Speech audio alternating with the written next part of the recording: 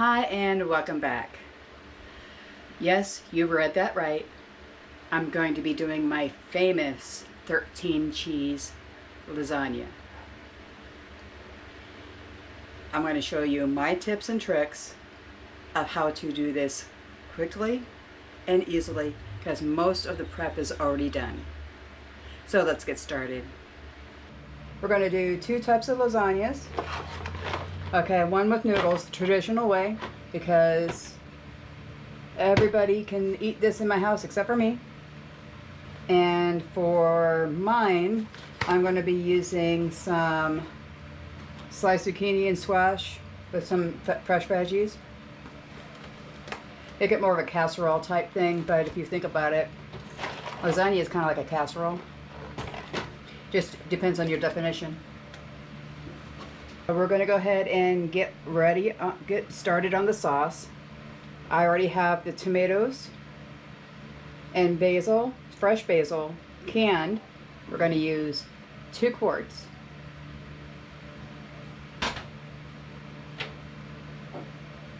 One can of the caramelized onion, 1 pint. About a 1/4 cup garlic, fresh chopped up garlic.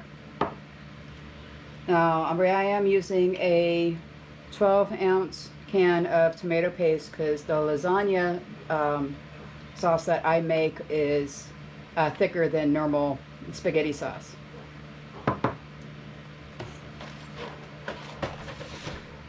Okay, and we're also going to add some mushroom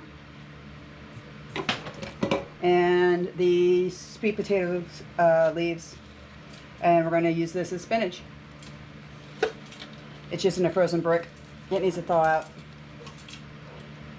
which will thaw out in the tomato sauce. And then we have our basic herbs, basil, thyme, and rosemary. And can't forget salt and pepper. So on medium, okay, we're going to go ahead and dump our tomato sauce.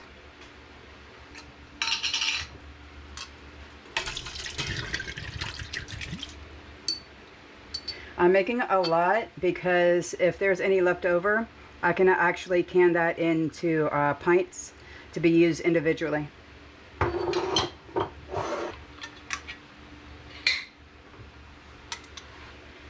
But if you're not making 2 lasagnas, just use 1 quart and half this recipe. Okay, put in our caramelized onion.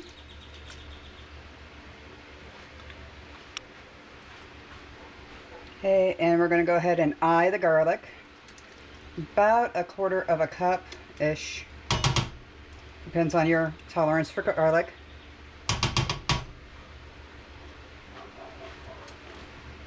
And the mushrooms.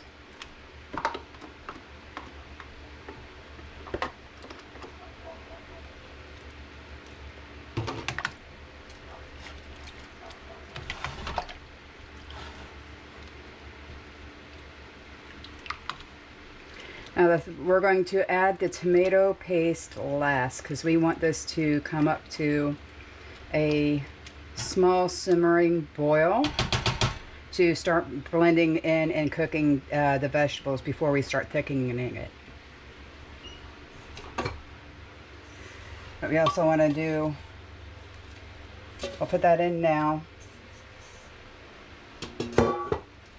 so that way it'll thaw out. We can stir it in.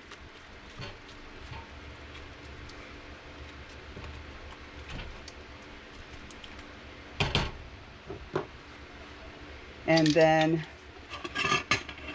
tablespoon of dried basil. Even though the tomatoes already have basil in it, it's not going to be enough to bring out the flavors. Okay, tablespoon of thyme.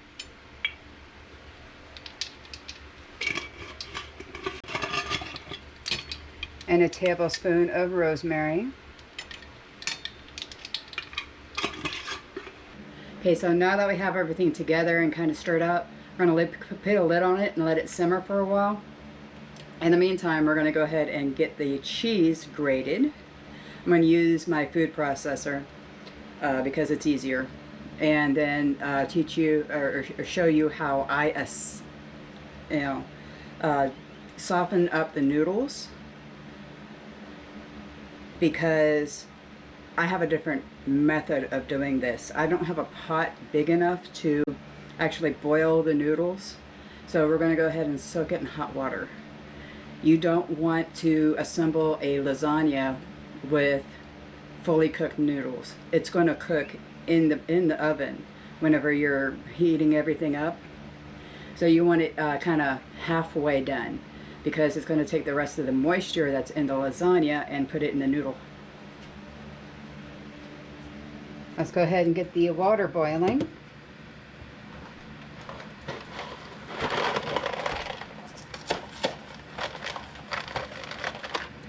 And if you noticed, I don't know of a box that has noodles, that has lasagna noodles that don't have already broken pieces.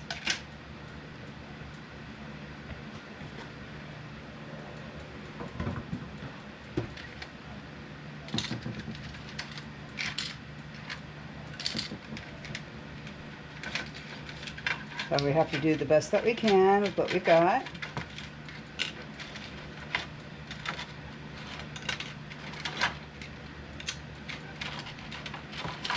Kind of get them all. Make sure there's no of the smaller broken pieces in between the noodles, because those won't soak if they're in between. Okay, and while this is boiling, let's go ahead and salt the vegetables. You want to put a little bit of salt on the vegetables to draw out any moisture, because nobody likes a soggy lasagna.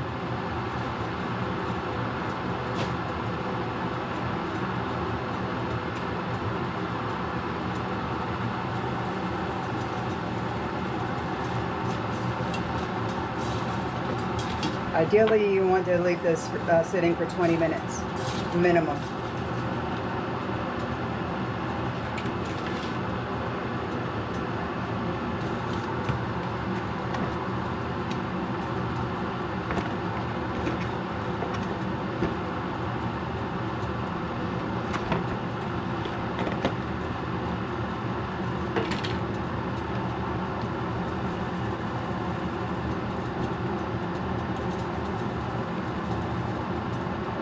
Okay, set that aside. Now this tea kettle gets up to 212 Fahrenheit. I do believe that translates into, I think, 108 Celsius. I'll correct it if I'm wrong. And you want to just soak this for a while.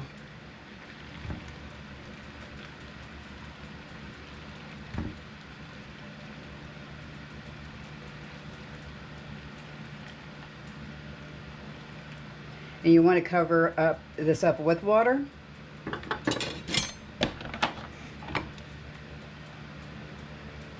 And you want to make sure that they stay separated every once in a while. They might start sticking together. But that's what you want to do, is you just want to go in.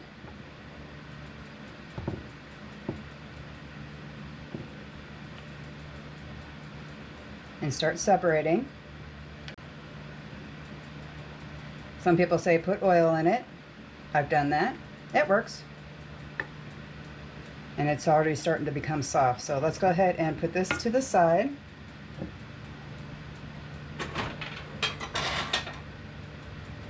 And we'll go ahead and get the cheese done. Say hello to my little cheesies. I only do this recipe about once every 3 or 4 years, and this is the reason why.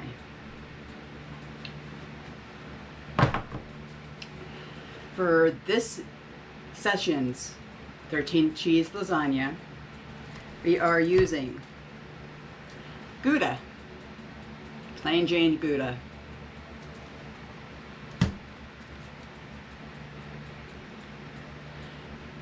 smoked Wisconsin cheddar,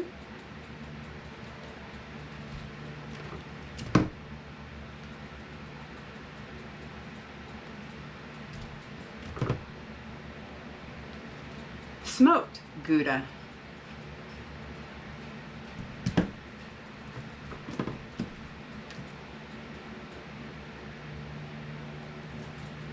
herbed Havarti,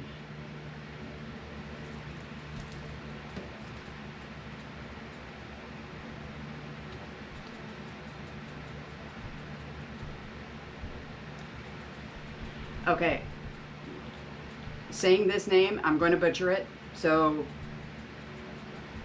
please forgive me. This is Sartori Bella Vitano,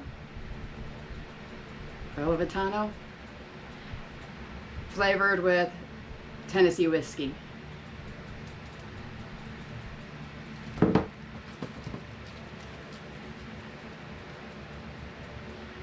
Chipotle Gouda,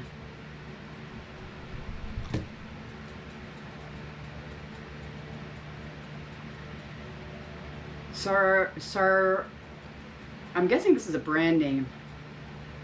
Sartori, I do believe. Rosemary Asiago cheese.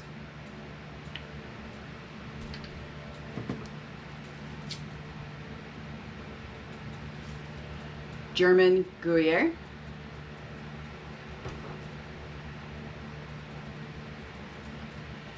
Fresco farmer's cheese.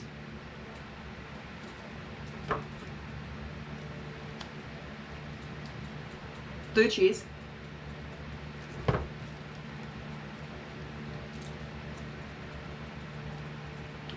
Mozzarella.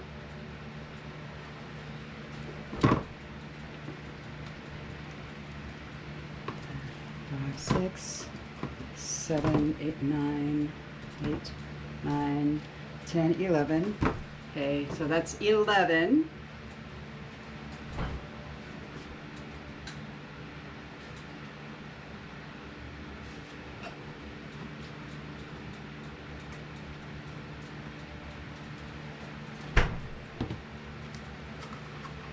We have ricotta cheese.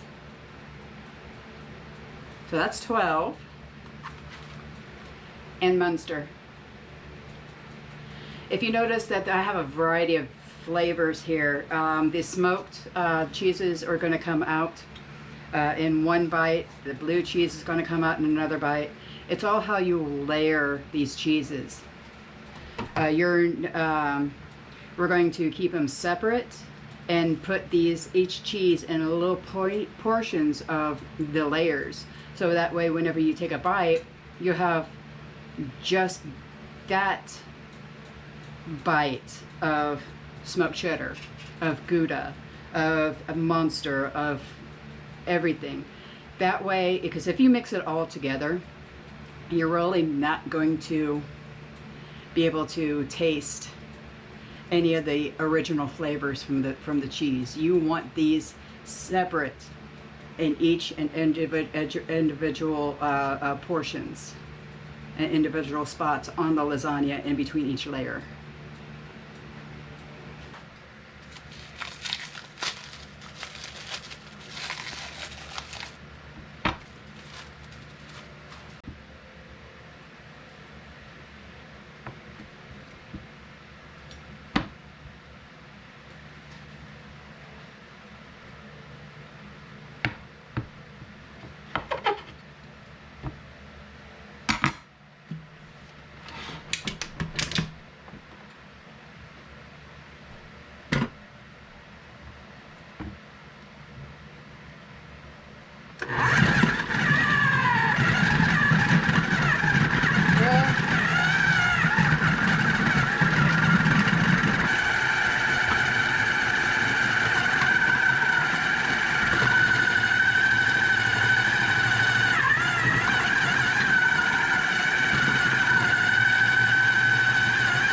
That was painful.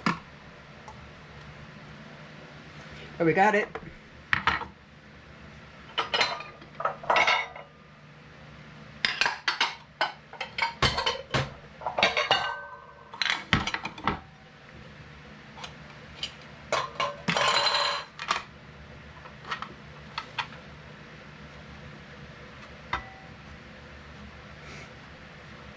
All right.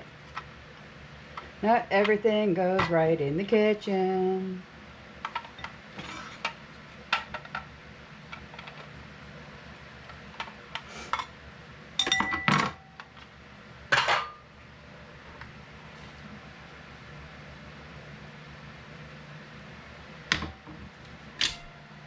At least we got it done.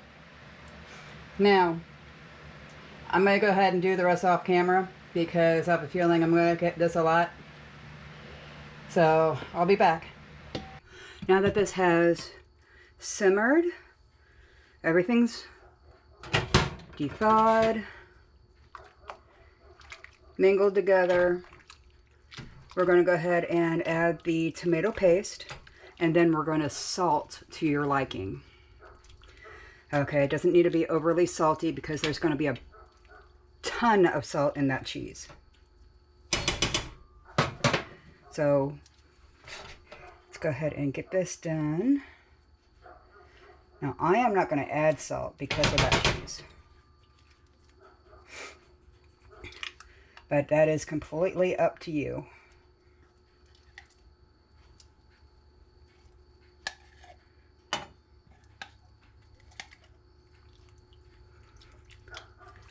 I'm going to get that all integrated and get it nice and thick.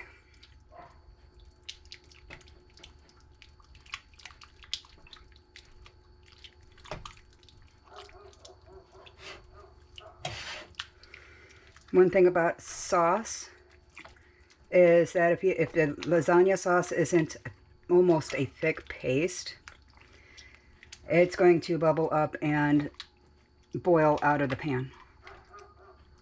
So you want to try to get this as thick as possible.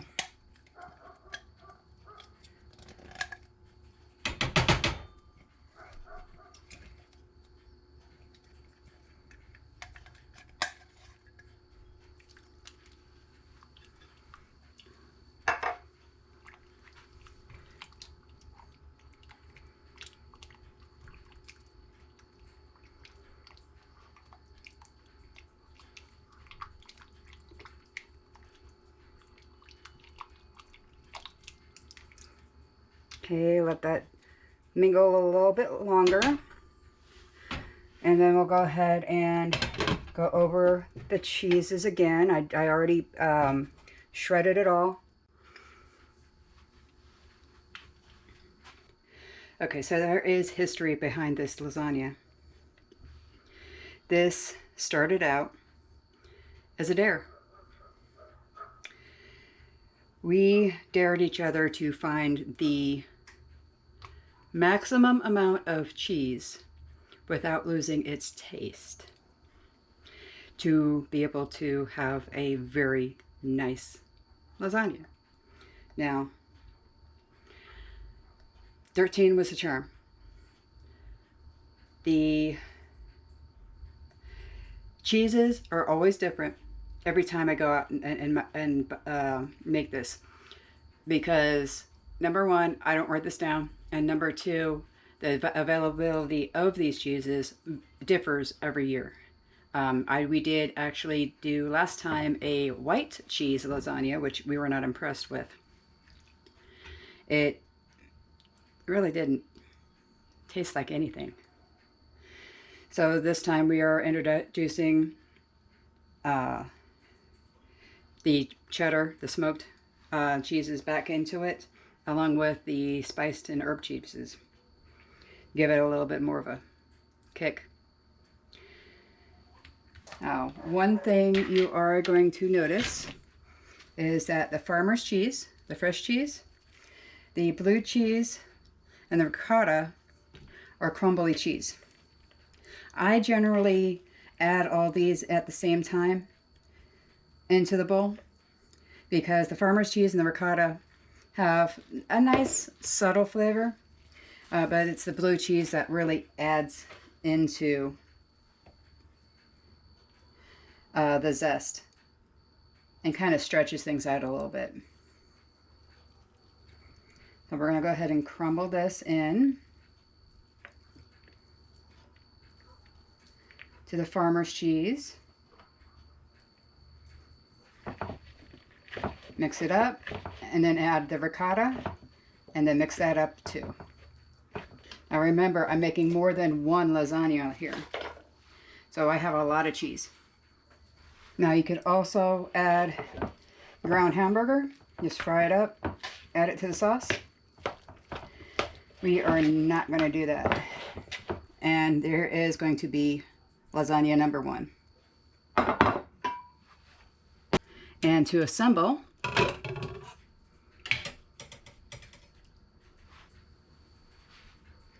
you take some sauce, put it in the ground, on the bottom. This will prevent the noodles from sticking to the bottom and burning.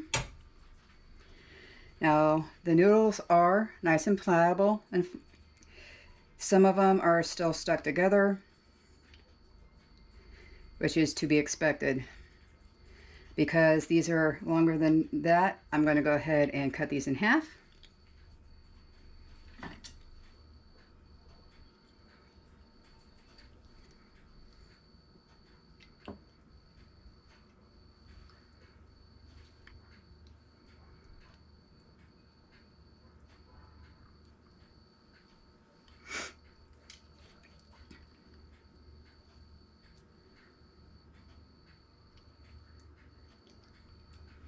There we go. Now, we want our bottom layer to be kind of mild. So we're going to go ahead and do the farmer's cheese in one blob.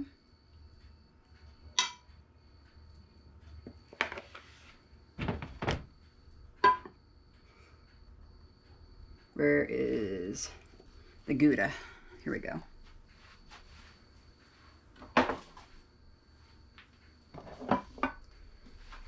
Okay, we're going to go ahead and do a little bit of Gouda. Notice how I am not mixing them.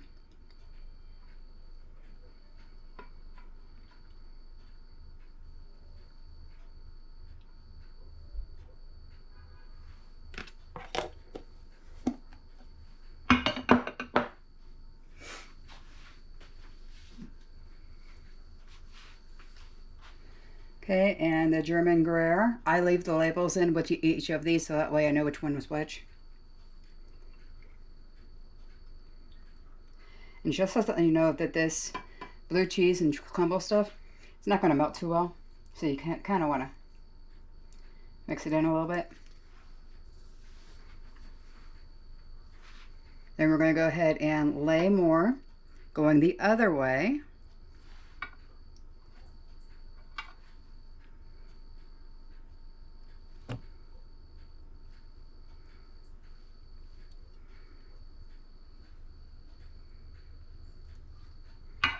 The only reason why you see me doing this is that I have no room for this. The cheese has taken over the kitchen.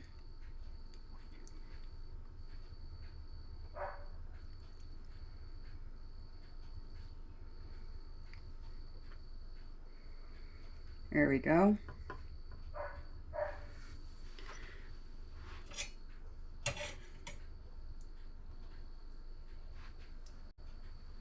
Another spoonful of sauce.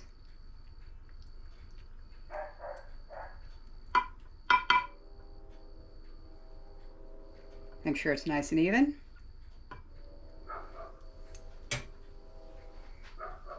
Now let's go ahead and spice things up a little bit.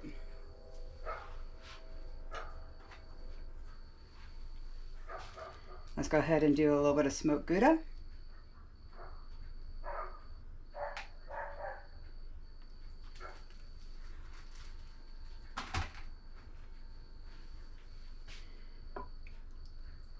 Wisconsin cheddar. This is the smoked cheddar. A little bit more. Lord knows. Cheese.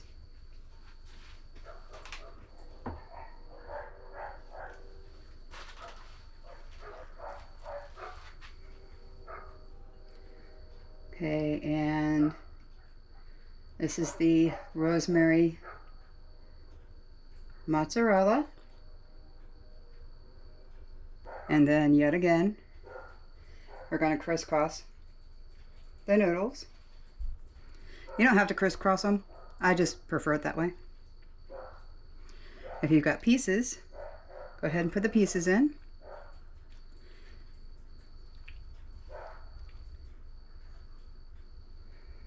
Cut this in half. Yes, it is a little bit doughy, but it is going to cook because this is going to cook for an hour.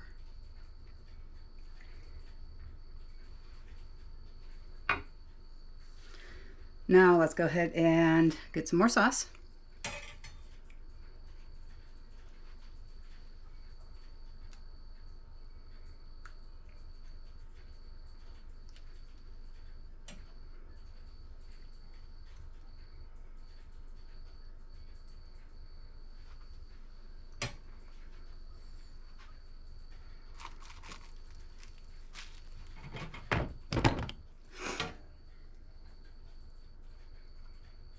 Okay, and this is going to be the rosemary. Is this rosemary? No, rosemary and olive oil. Asagio. Asagio.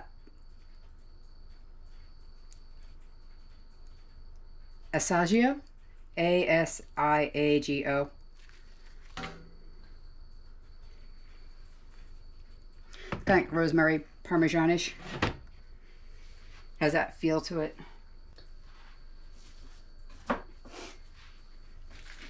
right, in the middle, we're going to go ahead and do the chipotle Gouda.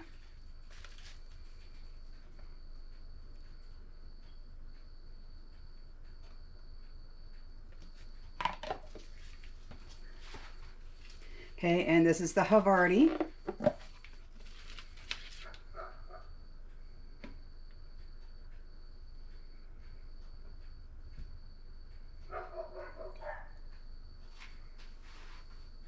You can see the color difference.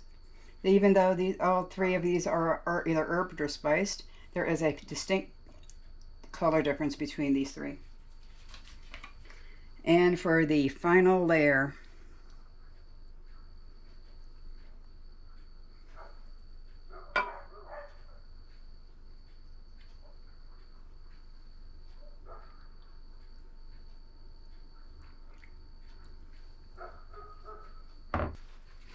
we're putting Munster cheese slices.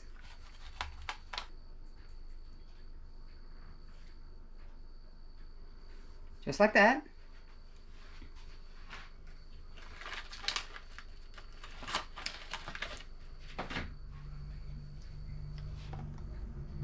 Okay, the Tennessee whiskey cheese in these corners.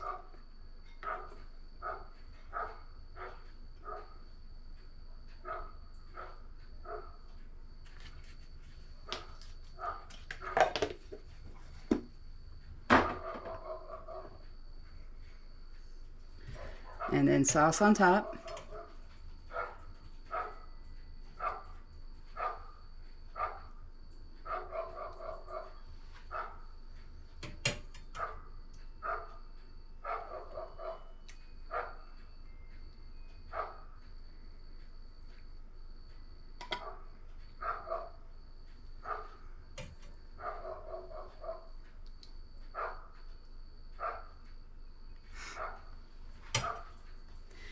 Now you want to cover this with foil, put it into the oven at 350 for 40 minutes, then take the top off, put a little extra cheese on top, whichever one you wish, and then you want to kind of put it on under broil, a low broil for not even 5 minutes, because you want the top to be all nice and melty and kind of bubbly.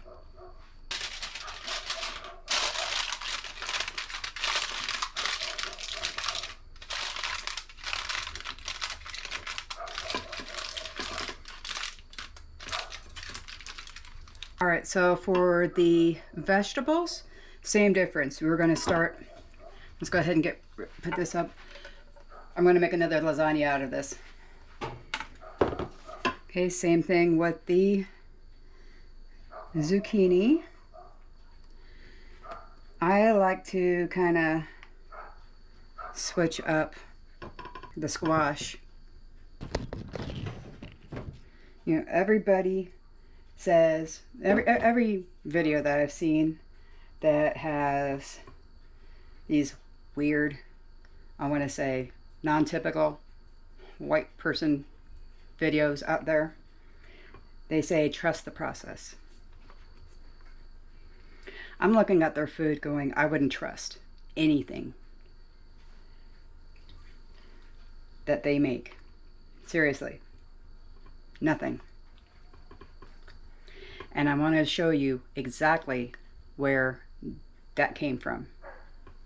Now, I do apologize for if I'm offending anybody, but we have been lied to about how to cook and what tastes good. And I blame Betty Crocker. This is a book that I found in an antique store from 1950. I'm going to read you the herbalist that's in here. If I can find it again. Okay. Meaning of terms. Herbs. Herb authorities claim that there are 6 simple herbs basic to all seasoning. Mint, thyme, sage, marjoram, rosemary, and basil. Okay. Additional herbs frequently used. Anise, bay, caraway, chervil, chives, curry powder, parsley, savory, tarragon, and winter savory.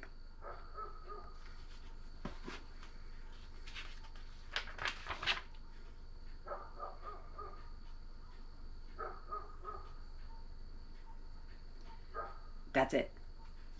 Those are all the herbs that are in here. No cinnamon, no cloves. I didn't even see allspice in here, even though I'm pretty sure there's allspice in some of these recipes, because that was more of a dessert type of spice.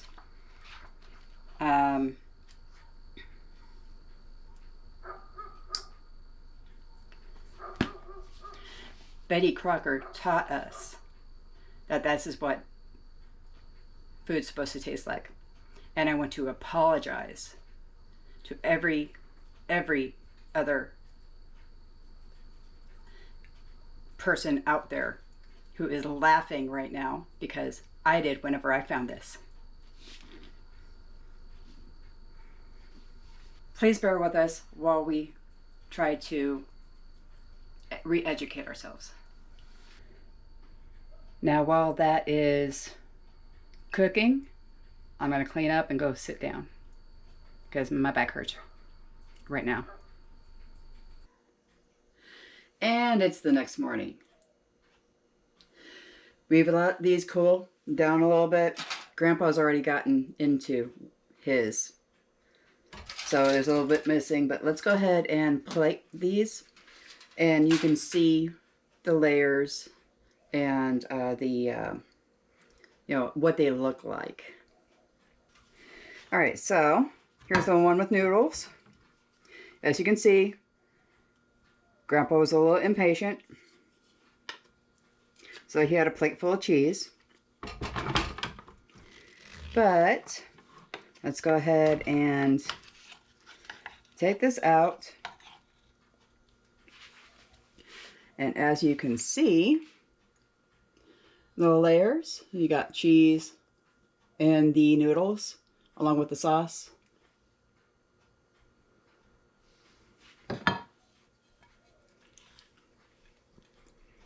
Okay, serve that up with a protein source if you want, or just you can just eat this with just the cheese with the salad.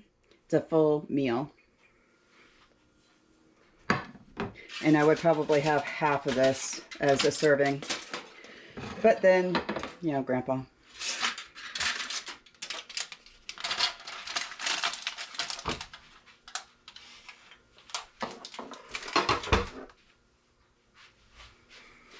Now, I left mine to reveal today. And here is the veggie lasagna.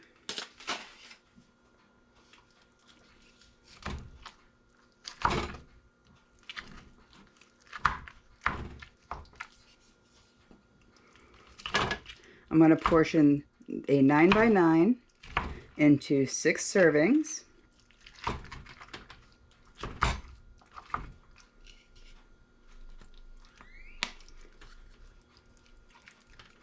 It's a little bit more liquidy because the noodles have, or the noodles are able to absorb liquid.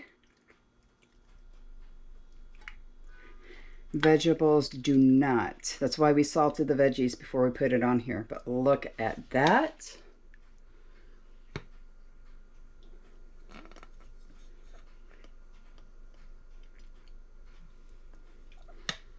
That with a salad. Complete full meal.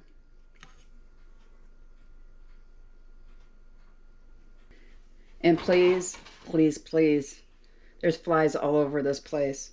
We left the doors open to air out the house for about 15 minutes. They all found us. They all just came straight in. I've been killing flies for the past hour or so. But it is that time of season. I did not want this recipe to get lost. Okay, I've been making it for about 20 years now. Like I said, flies. And I wanted to be able to document this for my grandkids, family. Make it a part of your family's dinners. Just to let you know that this cheese, about $100. If you can afford it, go ahead, do it. If you can't, go ahead and just use the original 5. Okay, you got Monterey Jack, cheddar, Swiss, mozzarella, and blue cheese. That's it. That's all you really need. Just a little bit more of them. This adds a lot more flavor profiles per bite because you have them staggering in different areas.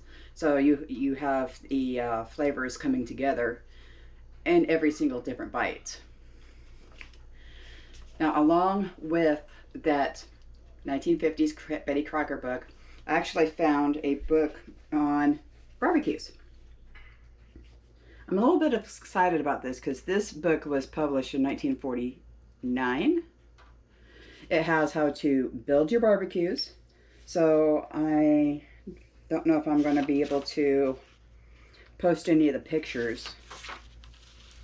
I'll have to see about copyright stuff because there's a lot of different styles of barbecues. We're talking about, you know, brick barbecues, bread ovens, things of that nature. You know how to build an actual patio barbecue. There's also instructions on how to throw a barbecue party and protocol and etiquette and everything else like this. And remember, this is just after World War II, when everything started becoming a little bit better economically. It also has recipes. These are recipes that were put into this book before they added things like maltodextrin and corn syrup and all the garbage. So I am most excited about this. And hopefully, since it's pig season again, we'll be able to get some more meat to be able to test some of these recipes out. So I'm hoping to do that in the next couple of episodes. I mean, there are so many recipes on here. You know, glorified hamburger, which contains ground beef, cracker crumbs, which, if you know me, it'll probably be pork rinds, tomato juice, an egg, and an onion. They call that a glorified hamburger. We'll try some of these.